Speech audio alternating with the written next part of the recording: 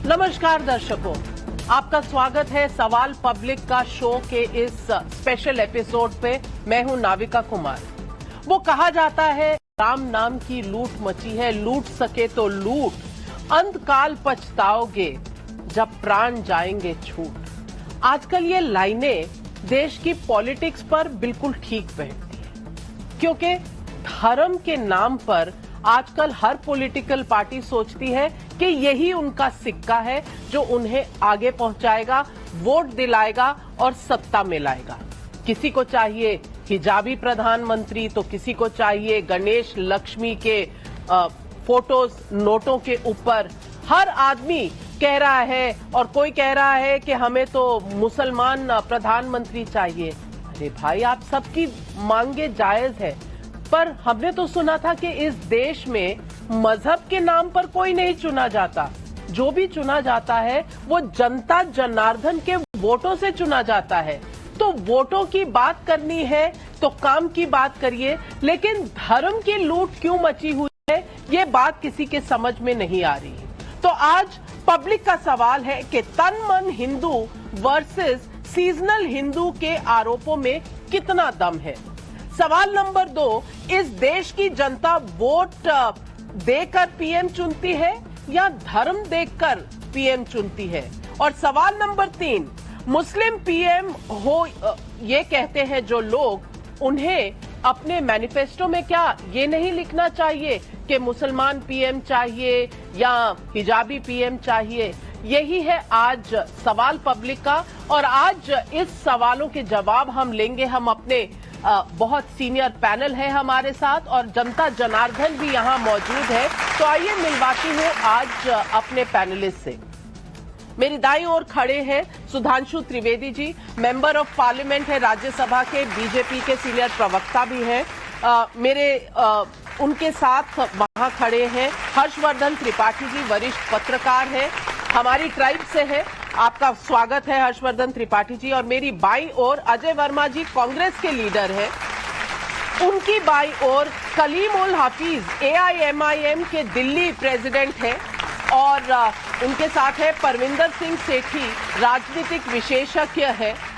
आज इन सबसे सवाल पूछने का समय आ गया है। मैं आपसे पूछना चाहती हूं आज सुधांशु त्रिवेदी जी, ये 1990 में दौर शुरू हुआ था जब अयोध्या मंदिर के नाम पर एक मुहिम छेड़ी थी बीजेपी ने। आज इसके कई हिस्सेदार सामने आ गए हैं। 1990 में जिनको कहा जाता था कम्युनल, कि ये कम्युनल लोग हैं, उनके साथ खड़े होने के लिए, लक्ष्मी गणेश पर अपना सिक्का जमाने के लिए या धर्म की बात करने के लिए अब कई हिस्सेदार आ गए हैं। ऐसा क्यों हो रहा है? देखिए, उस दौर में तो हम लोग स्टूडेंट हुआ करते थे, पर आज तक आते आते कितना बदलाव दिख रहा है देश में। बताइए, चुनाव के समय ममता बनर्जी जी चुनावी मंच से चंडी पाठ करने लगी, प्रियंका गांधी जी देवी स्तुति करने लगी, अखिलेश जी को सपने में भगवान दिखने लगे, राहुल गांधी मंदिर मंदिर जाने लगे, और केजरीवाल जी को तो नोट पे भी भगवान का स्थान दिखने लगा। तो मुझे लगता है कि शायद मोदी है तो मुमकिन है। जब से मोदी जी आए, भाजपा की किस्मत बदल गई, देश की सूरत बदल गई और इनकी फितरत बदल गई। फितरत क्यों बदल गई है अजय वर्मा जी? देखिए, भाई हैं और अच्छा बोलते हैं, लेकिन परिस्थितियों को ध्यान में रख के बोलते हैं, मौसमी माहौल पे बोलते हैं, परमानेंट पे नहीं बोलते, मुद्दों पे बात नहीं करते, मुद्दों से भटकाने के लिए बोलते हैं। भगवान से अभी केंद्रीय, आज मैं कई पेपरों में पढ़ रहा था, भगवान तो सबके होते हैं, हिंदू हो, मुस्लिम हो, सिख हो, ईसाई हो, हमारे भी, आपके भी, राम हो, लक्ष्मण। एक केंद्रीय मंत्री भारत सरकार आज पेपर में कह रही है आदमी की तुलना भगवान से नहीं हो सकती, भगवान नहीं बनाया जा सकता। एक केंद्रीय मंत्री वर्तमान साध्वी मैडम है कि नरेंद्र मोदी तो भगवान है, पृथ्वी पर राम के अवतार हैं, कृष्ण के अवतार हैं। ये आज के पेपर में मैं बता रहा हूं। और इनके एक हिमाचल से MP कहते हैं कि मोदी शिव के रूप है, मोदी शिव के अवतार हैं। भाई, आदमी हैं, भगवान की हम पूजा करते हैं। कलयुग में ये तो माना कि कलयुग में बहुत उल्टी सीधी चीजें होंगी, लेकिन भगवान को बेइज्जत करने का काम आप क्यों करते हैं? वैसे तो हम राम मंदिर में शीश झुकाएंगे, चुनावों के टाइम में हर मंदिर मंदिर जाएंगे। आपको सर्टिफिकेट देने की क्या आवश्यकता है? हिंदुस्तान में फ्रीडम ऑफ स्पीच और फ्रीडम ऑफ वॉइस और फ्रीडम ऑफ लिविंग है। कोई आदमी मंदिर जाए, मस्जिद जाए, चर्च जाए, गुरुद्वारे जाए, राहुल गांधी जाए, प्रियंका जी जाए, केजरीवाल जाए, आप केवल प्रोपेगेंडिस्ट का काम करते हैं, सर्टिफिकेट देने का काम करते हैं, डिग्री देने का काम करते हैं। सुधांशु जी, आप तो सदन के सदस्य हैं, सम्मानीय उस सदन के सदस्य हैं। लोकसभा, राज्यसभा बड़ी सदन होती है जहां से नीति निर्धारण होती है, लेकिन जब आप ये बात कहेंगे तो आने वाले छात्रों पर, युवाओं पर, इस हिंदुस्तान अजय वर्मा जी, मैं आपको एक मिनट के लिए क्या मैसेज जाएगा? मैं एक मिनट के लिए आपको टोकूंगी। इससे पहले कि सुधांशु जी आप जवाब दें, मैं एक तस्वीर दिखाना चाहती हूं दर्शकों को। और इस तस्वीर में देख लीजिए, राहुल गांधी जी खड़े हैं अपनी बहन प्रियंका गांधी जी के साथ, और ये तब की तस्वीर है जब प्रियंका जी की शादी हो रही थी। अब इस तस्वीर में नई चीज क्या देखने को मिली है? ब्राह्मण होंगे कई लोग, लेकिन जनेऊ तो अंदर पहनते हैं कपड़ों के, यहां पर जनेऊ ऊपर पहना गया है। तो प्रोपेगेंडा कौन कर रहा है? ये सवाल आज उठता है कि प्रोपेगेंडा कौन कर रहा है? सुधांशु त्रिवेदी जी, देखिए, समस्या तब आती है जब राहुल गांधी जी का वो वक्तव्य याद करिए कि मंदिर लोग जाते हैं छेड़खानी करने के लिए। आम आदमी पार्टी के गुजरात का अध्यक्ष याद करिए जो कहता मंदिर शोषण के केंद्र हैं, कथावाचकों के पास मत जाओ, देवी देवताओं के पास मत जाओ। जब वो लोग ये बोलते हैं तब फिर मन में शंका उत्पन्न होती है। और जो भी आपने फोटो दिखाया, ये परम शिव भक्त है ना, पर महाकाल के कॉरिडोर से भी प्रॉब्लम है और काशी विश्वनाथ के कॉरिडोर से भी प्रॉब्लम है। तब लगता है जय जी कि आप लोग जो कह रहे हैं, इन लोगों के लिए मैंने क्यों कहा फितरत बदलती है, रह रह के बदलते हैं दिन रात नए चोले, मतलब कि ये रसिया हैं इनसे कोई क्या बोले। सुधांशु जी, अक्ष तो जैसा है वैसा ही नजर आएगा। आप आईना बदलते हैं, बदलते रहिए। ये भी एक शेर है कि सच बात मान लीजिए, चेहरे पे धूल है, इल्जाम आईने पे लगाना फिजूल है। इल्जाम आईने पे लगाना अब चलिए मैं बता देता हूं, जो तरह तरह के चेहरे दिखते हैं ना, सच जरा सा घटे या बढ़े तो सच सच न रहे, मगर झूठ की तो कोई इंतहा नहीं, और लाख चेहरे बदल के आ जाता हूं मैं, पर ये आईना कमबख्त झूठ बोलता ही नहीं। तो मैं सवाल उठाती हूं परविंदर सेठी जी आपसे। अब गुजरात में चुनाव क्या लड़ने हैं? हिंदुओं के लिए छठ पूजा के लिए यमुना तो साफ हुई नहीं, वहां तो गंद तैर रहा है, लोगों को डुबकी लगाने में मुश्किल है, लेकिन नोटों पर आपको चाहिए लक्ष्मी गणेश। मैं ये पूछना चाहती हूँ, ये हिंदू कार्ड और तस्वीर अगर देखना चाहें तो जो लोग कहते थे कि अयोध्या में तो बड़ा अस्पताल बना देना चाहिए, बड़ी विश्वविद्यालय बना देना चाहिए, और अरविंद केजरीवाल को तो उनकी नानी जी का ध्यान भी है वक्तव्य, जब उन्होंने कहा था कि मैं ऐसे मंदिर में नहीं जाऊंगी अयोध्या में जहां मस्जिद गिरा के मंदिर बनी थी। ये देख लीजिए, अयोध्या में पूजा हो रही है, पूजा हो रही है सेठी साहब। पूजा के अलावा जहां जहां जाते हैं, गोवा जाते हैं तो लोगों को कहते हैं तीर्थ कराऊंगा तो अयोध्या की कराऊंगा, गुजरात जाते हैं तो कहते हैं तीर्थ कराऊंगा तो अयोध्या की। अब अयोध्या और राम का अस्तित्व सिर्फ वोटों के लिए? देखिए, मैं आपको बताऊं, भारत एक सेक्युलर और डेमोक्रेटिक कंट्री है। आप किस धर्म को मानते हैं ये आपका पर्सनल मैटर है, लेकिन मैं आपको एक बात बता देना चाहता हूं, बाकी सारी चीजें बेईमानी है।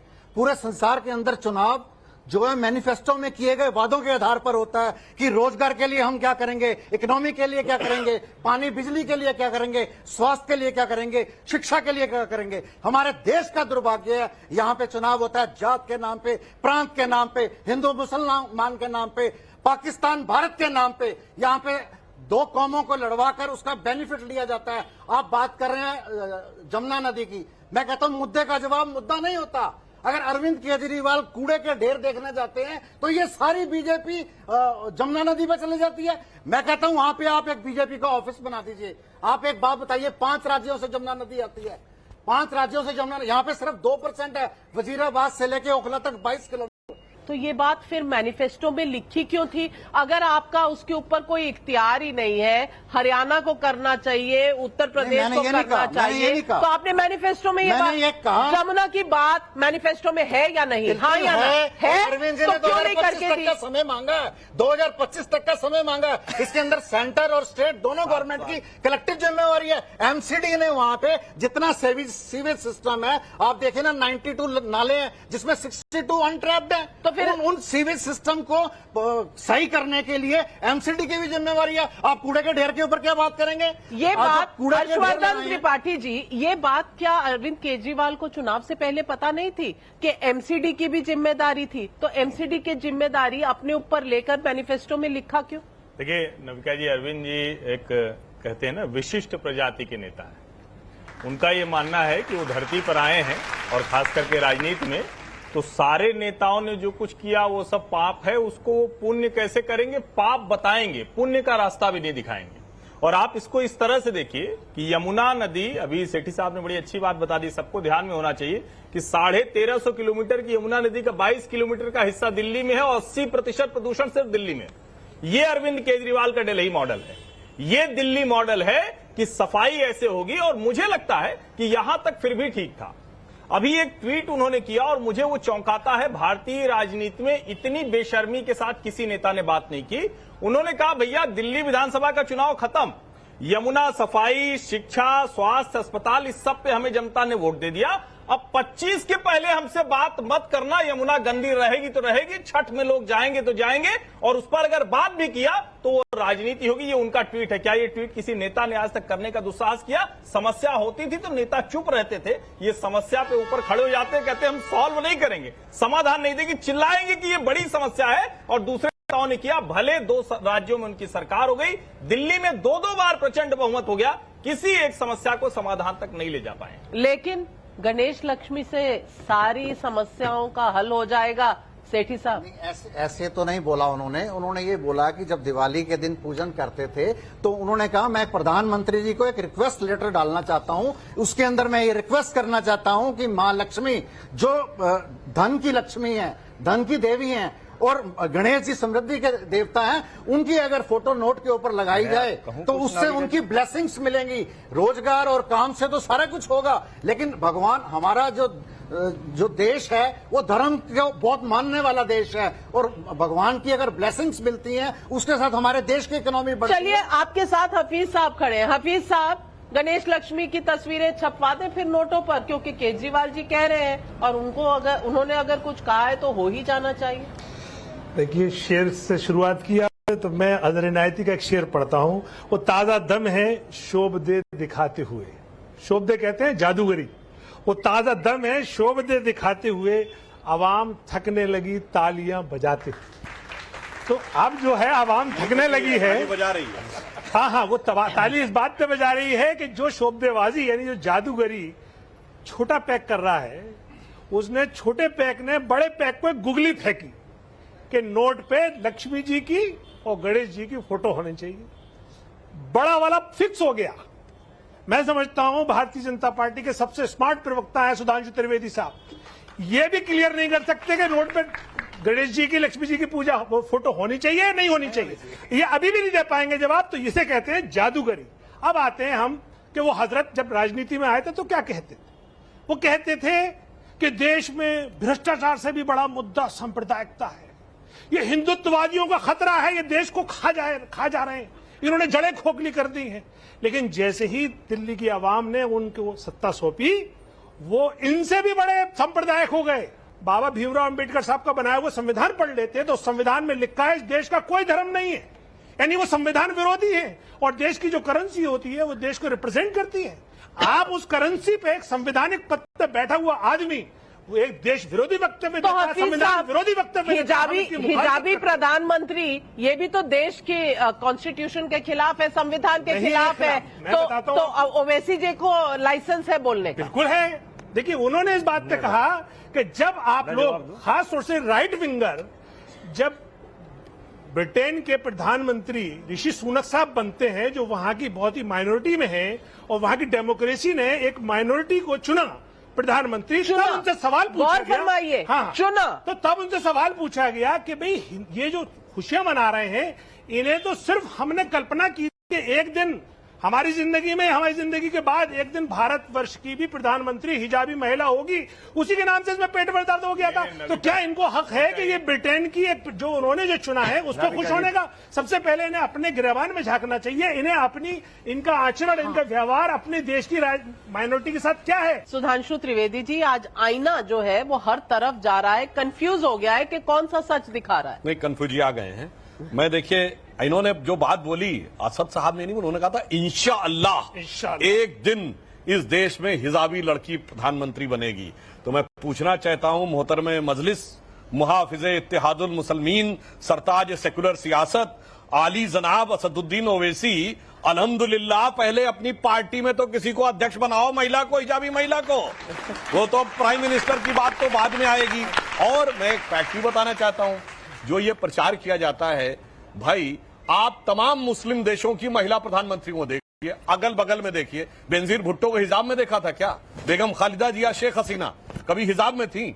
इंडोनेशिया की प्राइम मिनिस्टर मेघावती सुकार्णो पुत्री, मजेदार बात है, मुस्लिम है, नाम है मेघावती सुकार्णो पुत्री, कभी हिजाब में नहीं थी। टर्की की तांसू सेलर, वो कभी हिजाब में नहीं थी। और मोहम्मद साहब के परिवार को अहले बहत कहते हैं, जिसका मुकाम सबसे ऊंचा है। मोहम्मद साहब की डायरेक्ट डिसेंडेंसी में सिर्फ शाह जॉर्डन का परिवार है और उनकी 4 या 5 बीवियां हैं, एक भी हिजाब में नहीं है। मतलब यहां मजे की बात यह है कि लोग कहते हैं नया मुल्ला प्याज ज्यादा खाता है। यहां तो जो मुल्ला नहीं है वो प्याज खा नहीं रहा, खिलवाने की भी कोशिश कर रहा है और उनसे बड़ा अपने को बनने की कोशिश कर रहा है। मैं जवाब देता हूं। देखिए, आपने और एक लाइन और प्रधानमंत्री का नाम लिया, ऋषि सुनक वाली भी। देखिए, ऋषि सुनक वहां बने तो हिंदू होने की वजह से नहीं बने, अपनी काबिलियत पे बने। यहां ये कह रहे हैं मुस्लिम होने की वजह से बना लो। ऋषि सुनक ओरिजिनली भारत के नहीं, वो तो गुजरावाला के रहने वाले थे। यानी पाकिस्तानी अगर हमसे लड़ते तो समझ में आता था। वो कहते हैं तो यहां के रहने, वो तो कुछ बोल नहीं रहे हैं। कुछ गए गुजरे लोग यहां हैं जो इसमें बड़ा इंटरेस्टेड रहते हैं। अगर हमारी कोई अच्छी चीज दिख जाए, नहीं ये खराब कैसे थी, कोई कह दे बड़ा कुर्ता चमक रहा है, अरे लो अभी मिट्टी लगा ली, कहां चमक रहा है देखो तो। मतलब कोई हिंदुओं में अच्छी चीज दिख जाए तो उसमें निगेटिव देखने में लग जाते हैं। देखिए, हमने पूरे देश को मुबारकबाद दी। हम खुद इससे गर्व से महसूस करते हैं कि एक भारतीय मूल का आदमी एक ब्रिटेन जैसे कंट्री का प्रधानमंत्री बना। लेकिन हम इनको आईना भी दिखाते हैं कि आपका आचरण क्या है। दूसरी बात, आज एक दैनिक भास्कर खुश हुए, एक अखबार में खुश हुए, आप इससे सहमत हैं कि ये खुश हुए? क्योंकि सिर्फ एक स्टेटमेंट आया ओवैसी साहब का, वो खुशी का नहीं था, वो हिजाबी प्रधानमंत्री भारत में बनाने का स्टेटमेंट था। तो ये खुशी इजहार करने का बड़ा नया सा तरीका है। मैडम, मैं इनके जवाब दे दूं इनकी बात का। आज ही एक अखबार में खबर छपी कि सुनक साहब ने कहा है कि भारत जैसी खतरनाक अर्थव्यवस्था को मनमोहन सिंह जैसा प्रधानमंत्री चाहिए, तभी हैंडल हो सकती है। खैर, इसको अब हम छोड़ देते हैं। अब खतरनाक अर्थव्यवस्था, हाँ, ये लिखा है बिगड़ी हुई अर्थव्यवस्था को खतरनाक नहीं लिखा, उसमें बिगड़ी हुई लिखा है। जितनी प्रधानमंत्री का नाम लिया इन्होंने, चाहे बेनजीर भुट्टो का लिया, शेख हसीना का लिया, वो सब सर ढकती है। हिजाब के कई रूप होते हैं। हिजाब सिर्फ दुपट्टा ढकने को भी हिजाबी कहते हैं। लेकिन जो दुनिया का सबसे विकसित और प्रोग्रेसिव राष्ट्र है सिंगापुर, वहां की जो राष्ट्रपति है वो हलीमा याकूब है, वो पूरा हिजाब पहनती है। दूसरी एक आपकी बिरादरी की है जिसने पूरे अरब वर्ल्ड में क्रांति लाई, उसका नाम है तवक्कुल करमन। वो 32 साल की उम्र में उसको नोबेल पुरस्कार मिला। उसने क्या काम किया? उसने पूरे मुस्लिम जगत को जगा दिया। महिलाओं के अधिकार के साथ साथ लोकतांत्रिक अधिकारों की बात की, इसीलिए अरब स्प्रिंग आया। ये भी नहीं सोच रहे हैं कि एक महिला एंकर के साथ, नविका कुमार के साथ ये शो कर रहे हैं। सामने भी लड़कियां, महिलाएं बैठी हुई जिनको उनके घर से निकलने के लिए किसी ने रोका नहीं। वो आराम से रात के वक्त इस शो में बैठी हुई हैं, उनको जरा सी भी चिंता नहीं। और ये भी वो हेडलाइन पढ़ रही होंगी कि ईरान में 32 साल की एक लड़की को मार दिया गया कि उसने हिजाब नहीं पहना। उसके बाद 78 से ज्यादा लोगों को अलग अलग शहरों में वहां की मोरालिटी पुलिस ने मार दिया। कैसी शर्मनाक बातें 8 लोग तो पिछले 3 दिन थोड़ा तो सोचना चाहिए। आप कह रहे हैं कि बच्चे पैदा होते हैं, उनके शरीर पर कपड़े नहीं होते तो कपड़े बांधते चले जाएंगे, क्या बोरी बंद कर देंगे क्या देश को? समाज को, महिलाओं को बांध कर रखना, उनकी सोच को बांधना, उनको खत्म कर देना, ये सोच लेकर आ रहे हैं। मुसलमान लड़की प्रधानमंत्री बनना चाहती है, वो काबिल होगी, लोकतांत्रिक तरीके से चुनी जाएगी, भारत उसका स्वागत करेगा। लेकिन ये हिजाबी प्रधानमंत्री वाला सपना कभी हिंदुस्तान में यहाँ बैठे दर्शकों से पूछना चाहती हूँ, कितने लोग हैं यहाँ जो कहते हैं कि लड़कियों के लिए हिजाब जरूरी है? बिल्कुल नहीं। कितने लोग हैं? कितने लोग हैं? एक भी हाथ। आप कहते हैं, चलिए दो लोग, दो लोग, लड़कियों में से किसी ने नहीं कहा। मैं सुधांशु जी बोले उसके पहले बस ये जोड़ दूंगा, कलीम भाई बोलेंगे, आप खड़े हो जाइए, आप भी देख लीजिए, ये दो लोग बोलेंगे, यानी लड़कियों का हिस्सा भी यही मर्द तय करेंगे। यही खतरनाक है। और मुस्लिम लड़कियों की हिस्सेदारी वो कौन तय करेगा? वो खुद तय करेगा। आप जवाब दे सोच से बाहर आ रहे हैं। एक बात कह दूं, मैं राजनीति से अलग हटके, इन्होंने एक बात अच्छी कही जनाब, हमारे यहाँ भी होता था, पल्ला होता था, घूंघट कहते थे, पल्ला कहते थे, पल्लू कहो, हिजाब क्यों कहते हैं? हिजाब तो अरबी वर्ड है, पर्दा, उसको क्यों कहने का प्रयास करते हैं? मैं अजय वर्मा जी आपसे पूछना चाहती हूँ, आप भी तो हिजाब के हिमायती हो गए हैं। आप कह रहे हैं बच्ची हिजाब पहन रही है तो इसमें क्या है? मैं पूछना चाहती हूँ, क्यों लड़कियों के लिए जरूरी है और क्यों मर्द तय करे कि लड़की को क्या पहनना है क्या नहीं पहनना है? उसकी मर्जी, वो हिजाब पहने ना पहने, बाहर जाए, काम करे ना करे, ये तय करने वाले मर्द कौन होते हैं? और अगर आपको इतना ही ख्याल था तो फिर शाहबानों के साथ ऐसा क्यों हुआ 1984 में कि डाइवोर्स के समय उसको एलिमनी में भी और उसको जीने के लिए पैसे देने की जब कोर्ट ने जजमेंट दी तो आपने लॉ ही बदल दिया सिर्फ इसलिए कि एक मजलूम औरत को जीने के लिए 4 पैसे भी नसीब ना हो? देखिए, हिजाब का मतलब होता है पर्दा, और पर्दा हिंदू, मुस्लिम, सिख, ईसाई, बौद्ध, पारसी पर्दा। अगर आप पढ़ें तो हिजाब का मतलब पर्दा है। अब उसको अपने अपने तरीके से बोलते रहिए, बुर्का कोई कह दे, कोई देवी की फोटो पर्दे में नहीं। पर्दा आपके यहाँ, आपकी बहन बेटियां मुगलों के आने के बाद ससुर से बहू पर्दा नहीं करती क्या? मुगलों के आने के बाद जरूरत पड़ी, ससुर से बहू पर्दा नहीं करती क्या? आप क्या नहीं करते हो? हमारे धर्म ग्रंथ में पूरे हिंदुस्तान के 140 करोड़ लोगों में करते। अब मैं ये बताना चाहता हूँ आपकी बात के ऊपर कि गुजरात का चुनाव है, महत्वपूर्ण बात बताने जा रहा हूँ आपको मैं। गुजरात का चुनाव है, नरेंद्र मोदी साहब बड़े भाई हैं देश के प्रधानमंत्री, और उनके 2 छोटे भाई हैं, एक ओवैसी साहब हैं और एक अरविंद केजरीवाल हैं। दोनों को उन्होंने कहा है कि आप हिंदू और मुस्लिम की पिच पे खेलिए, और केजरीवाल जी को कहा है कि कांग्रेस चूंकि ये चुनाव जीत रही है गुजरात पर इनकी एंटी इनकन्वेंसी और देश के सारे मुद्दों पर। मैं यहाँ पूछना चाहती हूँ, यहाँ आज ऑडियंस में और जनता जनार्दन से पूछना चाहती हूँ, ये पर्दा की जी एक लाइन, ये इंडेक्स की बात करते हैं, याद करीबी प्रेस फ्रीडम इंडेक्स आई थी, उस प्रेस फ्रीडम इंडेक्स में चाइना हमसे 30 पायदान ऊपर। जहां की कम्युनिस्ट पार्टी का इतना बड़ा अधिवेशन हुआ, उसे क्लिप के अलावा कुछ आया नहीं। क्या माने उन इंडेक्सों को? वो चाइना 30 ऊपर हमसे पायदान। अरुणाचल में घुस गया, बंगाल लेक में घुस गया।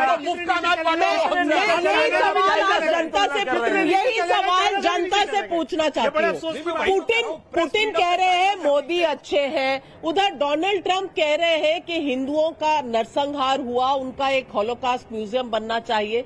लेकिन वैसे इनको हर फॉरेन चीज पसंद है, लेकिन पुतिन और डोनाल्ड ट्रंप की बात से ये वाकिफ नहीं है। क्यों? नहीं है, वही चीज है कि बस अपनी बात को बड़ी रखना है। जैसे कि अभी देखिए, अभी हमारे भाई ने जो हिजाब के ऊपर चल रहा था, कोई भी महिला, आप देखिए, कोई भी महिला चाहेगी क्या? वो डबल एक बार नीचे सूट पहनेगी, फिर ऊपर से वो उसको हिजाब को पहनेगी, वो बुर्खा पहन के चलेगी।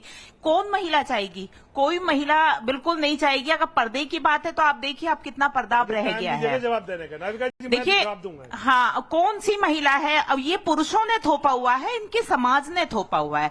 देखिए, आप मेरी बहुत सारी बेटियां बैठी हैं, बहनें बैठी हैं। मैंने 2 मिसालें दी। एक मिसाल वो दी जिसने पूरे अरब वर्ल्ड यानी मुस्लिम जगत में क्रांति ला दी, मैंने उसका मिसाल दी। एक मिसाल दी मैंने सिंगापुर की राष्ट्रपति। मैंने अपनी बेटी की मिसाल नहीं दी जो मेडिसिन कर रही है, एक बेटी मेरी इंजीनियरिंग कर रही है, दोनों पहनती है। देखिए, हिजाब पहनना ना पहनना हमारी महिला का, हमारी बेटी का अधिकार है। ना पहने तो कोई बात नहीं, लेकिन अगर वो पहनना चाहे तो आप कौन होते हैं उसे रोकने वाले? इसलिए आप आजादी की बात करिए। मैं समझता था कि आप लोग एक बड़े दिमाग से सोचेंगे और शायद सिंगापुर की राष्ट्रपति का नाम सुनकर, नोबेल विजेता का नाम सुनकर नाविका जी की बातों में नहीं आएंगे, इनके बहकावे में नहीं आएंगे, लेकिन आप लोग आ गए। अब आइए दूसरी बात पर, जनसंख्या। मेरी बातों से इतना डर क्यों लगता है? आप इन कपड़ों में क्यों हैं? आप पुराने जमाने के कपड़े क्यों नहीं पहनते? आजादी छीन नहीं है मैडम। तो लड़कियों महिलाओं की कह रहा हूँ, महिलाओं की आजादी छीने जाए तो इनको कोई दिक्कत नहीं है। इनकी आजादी नहीं, हमारी ये महिला ना पहने उसकी आजादी है, ये पहने तो उसकी पहनेंगे आजादी। कोट पैंट पॉकेट स्क्वायर, ये मॉडर्न लगना चाहते हैं, लेकिन लड़कियां मॉडर्न नहीं लगनी चाहिए। MIM का दिल्ली का अध्यक्ष मॉडर्न है, जिसको आप मॉडर्न कहते हैं, लेकिन उसका जो राष्ट्रीय अध्यक्ष है वो दाढ़ी टोपी शेरवानी में है। तो वो ये modern है नहीं है। आजादी, तो वो मॉडर्न नहीं है, तो इंसान वो की मॉडर्न आजादी नहीं है, दूसरी बात, वो मॉडर्न नहीं हमारे है। हर्षवर्धन जी ने जो बात कही थी, मैं इनको बहुत काबिल पत्रकार समझता था, लेकिन आज मुझे शक हो गया। मैंने ये कहा था कि जब दुनिया शुरू हुई थी, ये अच्छा है। यानी जब दुनिया स्टार्ट हुई थी तब इंसान तकरीबन नंगा था। permanent ही है मैंने भाई। ये कहा था, लेकिन ये भक्ति में राजनीतिक विश्लेषक भी लिखवाते हैं और एक पार्टी की बैटिंग भी करते हैं परम और और चरम फिर है। बाद में जर्नलिस्ट भी कहलाते हैं। ये परम और अब चरम आप वाले करेक्ट हो जाना, ये- आइंदा करेक्ट नहीं, नहीं, होना। एक- मैंने एक- दुनिया शुरू आप होने के बाद से पर्सनल इंसान में टिप्पणी, परिवर्तन आप व्यक्तिगत बात पर्सनल, हाँ, व्यक्तिगत बात पर्सनल टिप्पणी। मैं फिर से दोहराता हूं, नहीं, इन्होंने नहीं, कहा, पहले हर्षवर्धन त्रिपाठी, इन्होंने और क्या कहा, लक्ष्मी पहले हर्षवर्धन त्रिपाठी। कलीम भाई ने कहा कि बच्चा पैदा होता है बिना नहीं, कपड़ों के, जब दुनिया शुरू हुई थी और इंसान तकरीबन नंगा चलिए था। तब मैंने से ये ही मान ले, और ये कह रहे हैं कि सभ्यता की निशानी है कि कितने कपड़े आप पहनते जी जाए। हाँ। निश्चित तौर पे अच्छे से रहना, डिसेंट वे में रहना, लेकिन हम एयरपोर्ट पे जाएं, रेलवे स्टेशन पे जाएं, बस अड्डे पे जाएं, राह चलते घूमें, ये साहब घूमेंगे बढ़िया, बरमूडा टी शर्ट सब अच्छे से मिलेंगे, और इनके पीछे जो मोहतरमा आ रही होंगी वो इनके घर की बहन होंगी, बेटी होंगी, माँ होंगी, पत्नी नहीं, होंगी, ऐसा सब नहीं, होंगी, एक लाइन वो ऊपर से नीचे हम तक बुरके दोनों में तरफ साथ रहेंगे। हैं। अब बताइए, मैं इसमें भक्त ना साबित पहले होता हूँ या साथ हैं। महिलाओं के अधिकार की बात करता हूँ? मुझे लगता है महिलाओं ये के अधिकार की बात है या भक्ति की बात है? हम उसके भी साथ हैं, जो पहले चले उसके भी साथ। एक मैं एक बात बताऊं, इन्होंने एक डीप फिलोसफिकल बात कही है, ये मैं बताना चाहता हूं। ये अब्राहमिक रिलीजन्स का कॉन्सेप्ट है कि आदमी नंगा होकर आया था इस धरती पे, ठीक है। हमारे यहां ऐसा नहीं था।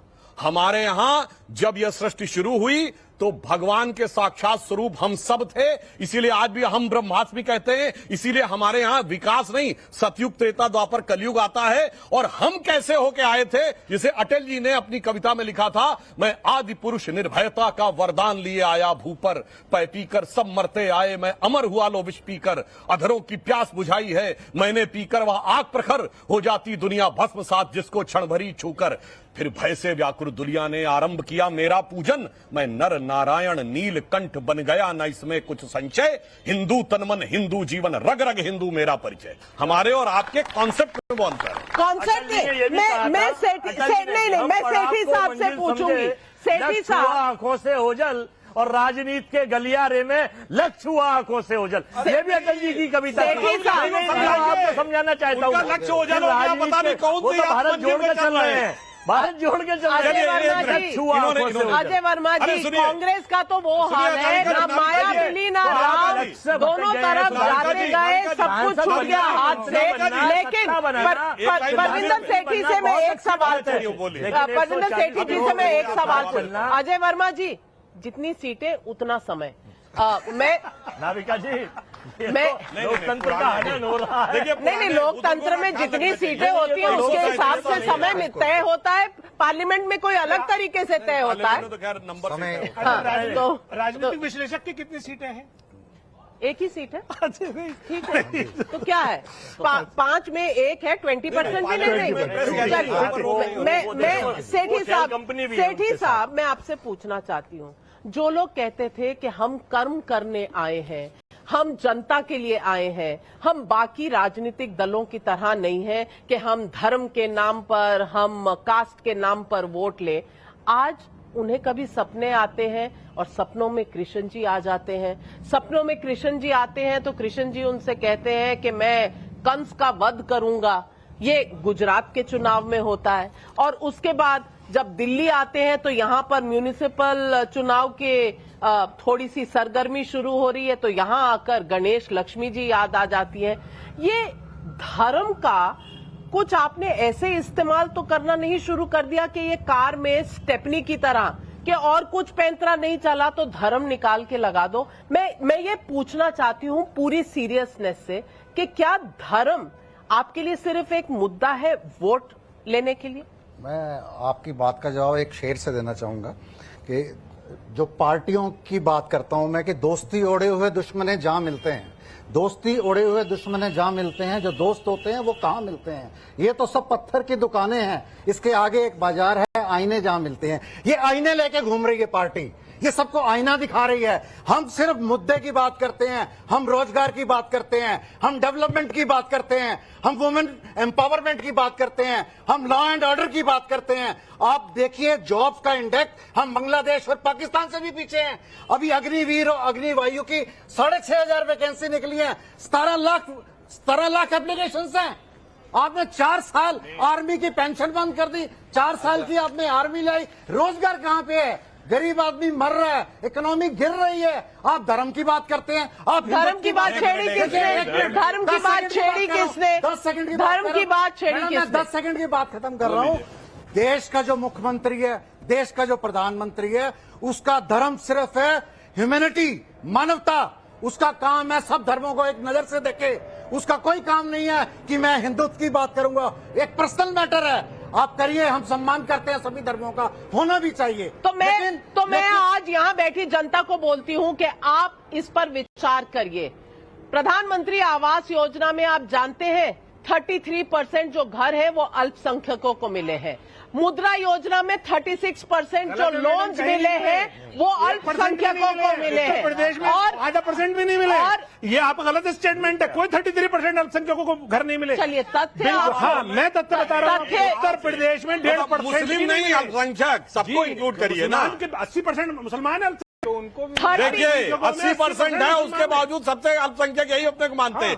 कहते कहते दिल की आरज़ू जुबान पे आ गई। 1%, 1.5% वाले की तो औकात ही नहीं है, 80% वाले की औकात है। आप ख्याल नहीं रखेंगे मैडम, करिए 33% मिले, वो बिल्कुल फॉल्स स्टेटमेंट।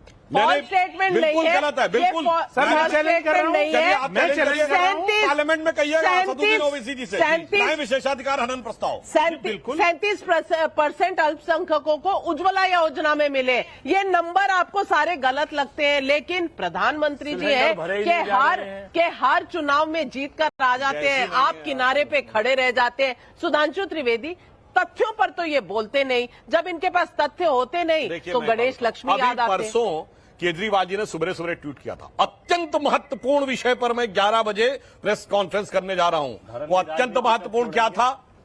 वो महंगाई बोले थे कि बेरोजगारी बोले थे कि अर्थव्यवस्था बोले थे? तो लक्ष्मी गणेश देवताओं के आशीर्वाद हो तो उनकी नजर में अत्यंत महत्वपूर्ण वो है जब अध्यक्ष के लिए। तो आप कौन है भाई? उसके पीछे मैं खामखा इसलिए मैं कह रहा हूं, सुनिए, देश की इकोनॉमी थी सर उसके पीछे भी। अच्छा, मतलब देश की इकोनॉमी थी। हाँ, कितनी बढ़िया बात बोल रहे समृद्धि। हैं। देश की समृद्धि की बात थी, इसलिए वो अत्यंत महत्वपूर्ण ये कह रहे थे कि देवी देवताओं के आशीर्वाद से समृद्धि होनी चाहिए। मान लिया आपकी बात, तो गोपाल इटालिया को बर्खास्त कर दीजिए, जिसने कहा था कि मंदिरों में जाने से वो शोषण के केंद्र हैं, देवी देवताओं पे मत जाओ, कथावाचकों पर मत जाओ। ये दो चेहरे नहीं चलेंगे। एक चेहरा है गोपाल, एक मिनट अपने टर्न पे सर, एक चेहरा है गोपाल इटालिया, एक चेहरा है केजरीवाल, एक यहां पर एक यहां पे। किस मुंह से किस चेहरे का जवाब मांग रहे हैं जनाब? और एक बात कह रहा हूं, जो इन्होंने धर्म की राजनीति की, इन्होंने कहा था मंजिल, आपके तो युवराज भारतीय राजनीति के चिर युवा, चिर व्याकुल, चिर व्यथित, चिर कुपित चल रहे हैं। तो उनके लिए मैं कहना चाहता हूं, आप सब ने जो धर्म की राजनीति करने का जो करने का प्रयास किया, जनता बहुत समझदार है कि कश्ती भी नहीं बदली, दरिया भी नहीं बदला, पर इन डूबने वालों का जज्बा भी नहीं बदला है। शौक सफर ऐसा, उम्र हुई हमने, मंजिल भी नहीं पाई, रास्ता भी नहीं बदला। क्या बिल्कुल, और रास्ता भी नहीं बदला। इस बात से जग जाहिर है कि सलमान सोज कहते हैं कि गणेश लक्ष्मी के साथ साथ अल्लाह, हाँ, मतलब ये तो अल्लाह की भी है। तस्वीर डाल, अल्लाह तो की इस निंदा के अल्लाह की तस्वीर कह रहे हैं। अल्लाह की तस्वीर हुआ करती है। तो उसके लिए ये कांग्रेस होना पार्टी चाहिए। है, नोट ये ब्लैंक कांग्रेस होना पार्टी है। देखिए भाव देखिए, मुस्लिम्स लोग मूर्ति को बुत परस्ती कहते हैं। मुस्लिम्स लोग, ये मैं नहीं कह रहा, आप भी जानते हैं। सलमान सोज नहीं, मैं सलमान सोज मुस्लिम्स है, क्या कहते हैं इसलिए बुद्ध चिकन बहुत ऊंचा माना नहीं, जाता तो हासिल नहीं है। तो मूर्तियों मैं को आपसे ये तोड़ने वाला। बताना चाह रहा हूं कि आप मुझे ये बताइए कि अगर नोट पर लक्ष्मी गणेश के फोटो छपेंगे तो आपको ऐतराज होगा? आप छपवाएंगे या नहीं छपवाएंगे? हाँ नामा बता दीजिए। ना बिल्कुल बताते हैं साहब। फिक्स है? पहली बात ये बताइए, नोट पे किसका साइन होता है? नहीं, बात उसका नहीं है। अरे उसका नहीं है, क्या है भाई? मेरी बात अरे तो भाई, ये तो आरबीआई तय करती है। आप बुद्धिजीवी आदमी हैं। नहीं, बुद्धिजीवी आदमी है तो इसीलिए तो रूल्स जानते हैं, रूल्स जानते हैं कि आरबीआई पे गवर्नर के साइन होंगे। भैया, ये वो रूल नहीं है, ये वो रूल नहीं है जो 1975 में कॉन्स्टिट्यूशन को ही ताक पे लगाकर इमरजेंसी ले आए थे। बाद वाला भारत है। देश की होने वाली डिप्टी पीएम कंगना रनौत ये कहती हैं कि हमें क्या नहीं बोलना, मैं हाँ, सही बोलिए, बता रहा बोलिए, बोलिए, हूँ। उसका जवाब देता हूं। विशेषाधिकार है प्रधानमंत्री को किसी को बना दें।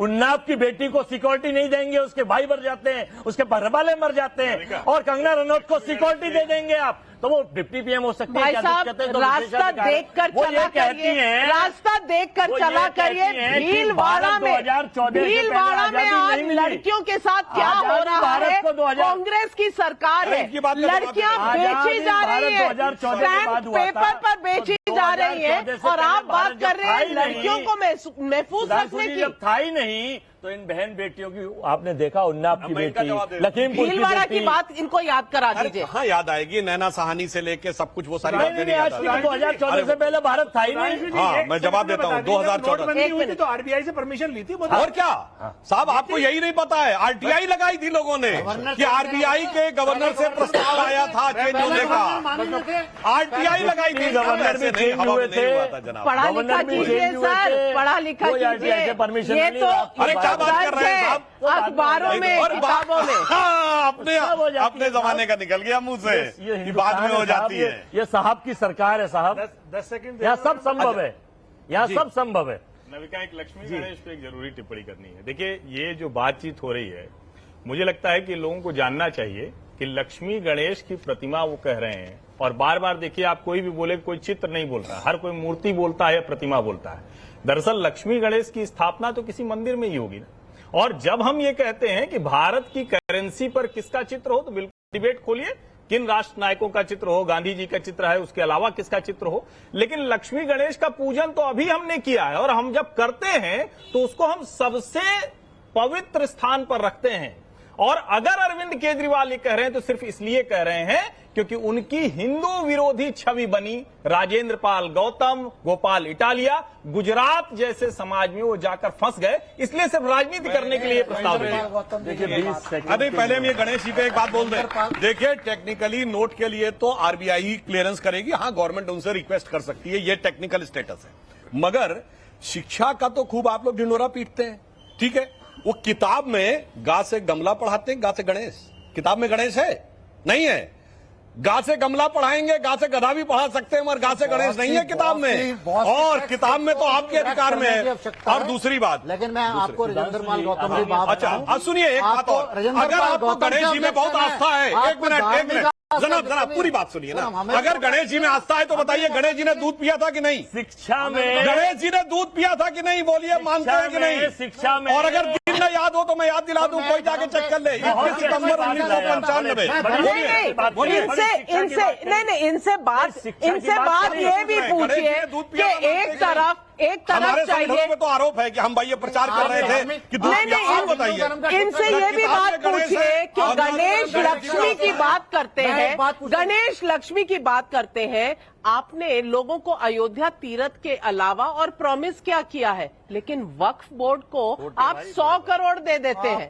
और अरविंद केजरीवाल जी कहते हैं वक्फ बोर्ड को हम माला माल कर देंगे, सबसे बड़ा बोर्ड बना देंगे। मैं एक छोटी सी बात करना चाहता हूं, और आप हिंदू मैं बोर्ड 10 सेकंड की बात करना चाहिए, चाहता आप हूं। हिंदू शिक्षा की बोर्ड बात कर रहे चाहिए। थे साहब, जिस स्कूल में गए थे वो विद्यालय ही गायब हो गया, जिसमें 4 बच्चों के साथ बैठकर कंप्यूटर रखे थे, वो विद्यालय ही गायब हो गया, जैसे एम्स गायब हो गया था। कि एक नड्डा साहब कहते हैं कि 95% एम्स बन रहा है, जब वहां पहुंचे एम्स ही नहीं था। वो 4 कमरों का प्रोजेक्टेड जो विद्यालय नकली बनाया था, वो विद्यालय ही गायब हो गया, वो है ही नहीं, ढूंढने गए बहुत सारे RTI लगा के पत्रकार। कर दीजिए, नहीं है, पार्लियामेंट में अरे तो नहीं उठा है रहे भाई। हैं। उठाइए, पार्लियामेंट में उठाइए ना, चैलेंज डिबेट किया मत आपको, चैलेंज करो, पार्लियामेंट में चैलेंज उठाइए। किया आपको, नहीं है, पार्लियामेंट में डिबेट उठाइए में कुछ भी मुद्दा। बोल के निकल खिड़कियां जाना है, देखो, पार्लियामेंट में नहीं। देखिए एक क्लास में, अच्छा ये बताइए क्या 3 स्टूडेंट होते हैं? आप बताइए, जवाब दीजिए, निष्पक्ष जवाब दीजिए। एक क्लास में आपको आज तक आपने देखा है कि कोई 4 स्टूडेंट होते हैं? पार्लियामेंट पे सवाल उठाइए, नहीं, नहीं, लेकिन मैं तो मैं कह रहा हूं, लेकिन मैं पूछना चाहती हूँ हफीज मुझे साहब, बताइए कि क्या 4 हफीज स्टूडेंट साहब, होते हैं? आप नहीं है तो नहीं आपसे पूछना चाहती हूँ, बैरिस्टर साहब असदुद्दीन ओवैसी कानून जानते हैं, कानून के बड़े जानकार हैं। हिजाबी महिला एज प्राइम मिनिस्टर मना नहीं करती कॉन्स्टिट्यूशन, लेकिन तरीका कैसा है कि आपने बोला, इच्छा की, दुआ मांगी और बन गया, कि लोगों के वोट चाहिए उसके लिए। देखिए, मैं हिजाब पे तो अच्छा खासा बोल चुका हूं, और मैंने कहा कि सिर्फ हमारी कल्पना मात्र से संघ परिवार के पेट में दर्द हो गया, लेकिन वो लोग किसी दूसरे देश में जब माइनॉरिटी को इज्जत मिलती है तो उससे नहीं सीखते। इस पे ये सवालिया निशान हमने लगाया था। अब आता हूं मैं हजरत आला पे, जो हजरत जादूगर हैं उन पे एक शेर पढ़ना चाहता हूं। हर आदमी में होते हैं 10-20 आदमी, जिसको भी देखना हो कई बार देखना। अब इन्होंने क्या किया, अपने ऑफिस में 2 तस्वीरें लगाई, एक तरफ भगत सिंह जी, एक तरफ हमारे डॉक्टर भीमराव अम्बेडकर साहब। भगत सिंह जी खुद बाकायदा, उनका क्लियर कट स्टेटमेंट है कि मैं नास्तिक क्यों हूं। उन्होंने कहा है कि वो धर्म में किसी में यकीन नहीं रखते। इवन उनको जब फांसी लगने वाली थी तब भी कुछ लोग गए पंजाब से और उन्होंने उनसे रिक्वेस्ट की कि सिंह साहब अभी भी आप जो है वो रब को याद कर लीजिए, तब भी उन्होंने उनको मना कर दिया और उनसे हटा दिया। तो एक ऐसा शख्स जो अपने आप को पंजाब जीतने के लिए गांधी जी को ऑफिस से बाहर निकालकर 2 ऐसे लोगों की प्रतिमा लगाता है जिसकी बात नहीं मानता, यानी एक नास्तिक आदमी की बात मान के तो धार्मिक बात करता है, एक संविधान के विरोध की बात करता है। सेठी साहब जवाब दीजिए। और भगत सिंह की याद नहीं आती उनको, भगत सिंह की जन्मतिथि पर देखिए, भगवंत मान हो, अरविंद केजरीवाल जी हो, मैं कहता हूं महात्मा गांधी जी की तस्वीर पूरे देश के अंदर हर सरकारी ऑफिस में, पार्लियामेंट में, हर जगह लगी है। उनका सम्मान उनका, आप सुन लीजिए ना, भगत सिंह और भीमराव अम्बेडकर का जो गांधी जी से क्या गलती हो गई, वो सम्मान दे रहे हैं। गांधी जी को बाहर क्यों कर दिया? भगत सिंह सर बाबूजी हमारे बाबूजी संविधान नहीं, तो आज आम आदमी पार्टी तय करेगी कि किसको कितना सम्मान मिलना चाहिए। क्या गांधी का सम्मान अम्बेडकर से कम है, भगत सिंह से कम है? पूछने वाली बात है, जनता की क्या राय है, किसका सम्मान ज्यादा? क्या गांधी जी को निकाल कर ही बाकियों को सम्मान दिया जा सकता है? उनकी तस्वीर लगाई गई है, कहाँ है? नहीं है उनके पीछे, उनके दफ्तर में नहीं है, उस कमरे में तो है ना, पंजाब में नहीं है। आप गलत इंटरप्रिटेशन कर रहे हैं। मैं एक बात और कर रहा था, सुधांशु जी आपने मेरे को बात करने नहीं दी, आपने राजेंद्र पाल गौतम की बात करी। इन्होंने किया था, मैं ये कहना चाहता हूँ कि राजेंद्र पाल गौतम जहाँ पे बौद्ध भिक्षु दीक्षा दे रहे थे और वहाँ एक परंपरा है जहाँ 21 कस्में दिलाई जाती हैं, हिंदू धर्म के देवी देवताओं के बारे में कहा जाता है। मैं सिख हूँ, मैं अहित हूँ, लेकिन आपने आपका संत समाज आपकी बात हटाया क्यों? उसके ऊपर हटाया क्यों? मतलब बढ़िया हटा दिया मंत्री पद। मैं जो प्रश्न कर रहा हूँ आपके देवी देवताओं के बारे में एक परंपरा चल रही है। दिवाली पर आप सब पटाखे ना जलाएं, लेकिन मंत्री बनने पर उनके पार्टी के एमएलए पटाखे चलाएंगे। ये क्या सही है? ये क्या सही है? भावना नहीं आई तो थी, आपको सिर्फ आम आदमी का मंत्री था। एक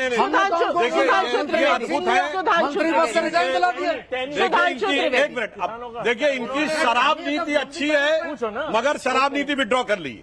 मंत्री सही है मगर मंत्री को बर्खास्त कर दिया है। और हकीकत में एक बात बता रहा हूं, सुनिए, जिस दिन मनीष सिसोदिया जी सीबीआई की पूछताछ के लिए जा रहे थे उस दिन इन्होंने कहा कि भगत सिंह के, बात सुनिए ना, भगत सिंह की बात सारी इन्होंने की। ये बताइए वो दिन कौन सा था, याद है आपको? 10 अक्टूबर था ना। ये भगत सिंह की जयंती किस दिन है बताइए? जन्म जयंती 23 मार्च। वो है पुण्यतिथि, जन्म जयंती। मैं बता रहा हूं, अगर नहीं पता उसमें कोई बात नहीं। 28 सितंबर अभी गुजरी है। कभी देखा कोई आम आदमी पार्टी की शोभा यात्रा?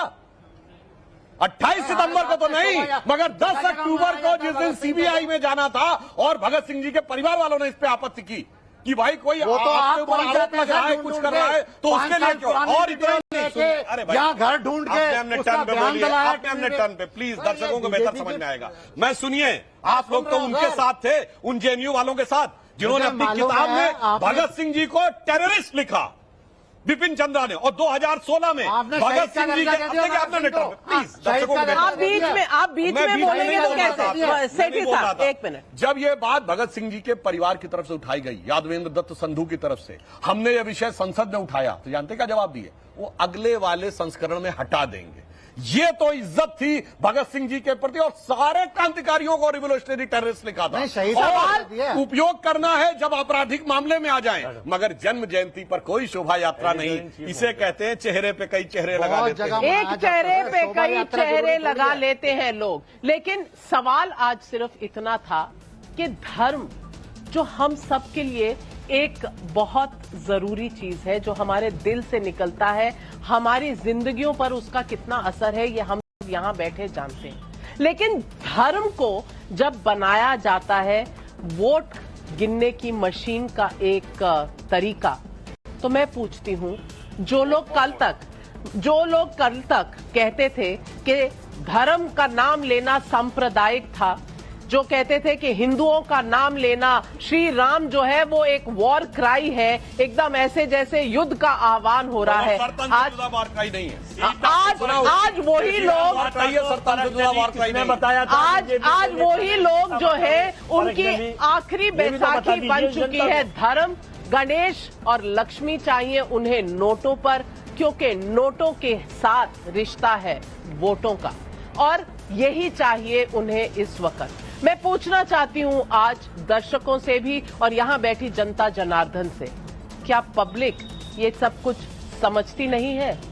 समझती है, हाँ या ना? पब्लिक है, ये सब जानती है, और किसको कितना सिखाना है सिखा देगी। और एक और बात कह दूं जाते जाते, देख तेरे इंसान की हालत क्या हो गई भगवान, कितना बदल गया इंसान, कितना बदल गया इंसान।